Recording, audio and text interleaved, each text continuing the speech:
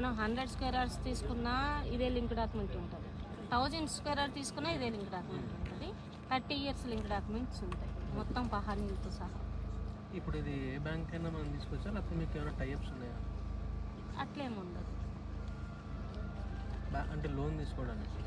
Loan అంటే మనకి government ఆల్వీ మీద బేస్ అయి ఉంటుంది, అది చూసుకోండి. పర్సనల్ లోన్ పెట్టుకోవడం బెటర్, ఎందుకంటే ఇప్పుడు సపోజ్ గవర్నమెంట్ ఆల్వీ 3000 ఉంది అనుకున్నాం, గవర్నమెంట్ ఆల్వీ మీద ఎంత ఇస్తాడు? 50% ఇస్తాడు. 3000 ఇంటూ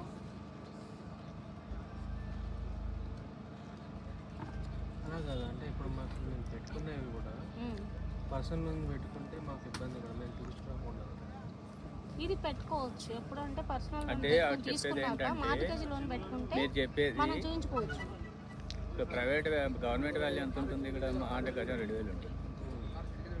లేదు, మున్సిపాలిటీ కాబట్టి 4000 తక్కువ. 4000 పెట్టుకున్నా ఎంత వస్తుంది? దాని మీదనే ఏదైనా మీరు బ్యాంక్ లోన్ తీసుకోవాలంటే దాని మీద 80%, 60% అది మార్కెట్ వాల్యూ కాకుండా గవర్నమెంట్ వాల్యూ వస్తుంది. ఇప్పుడు గవర్నమెంట్ వాల్యూ అంటే తక్కువ వస్తుంది, లోన్ చాలా తక్కువ వస్తుంది. 12,000కి 3,000కి తేడా లేదు, 9,000 తేడా వస్తుంది.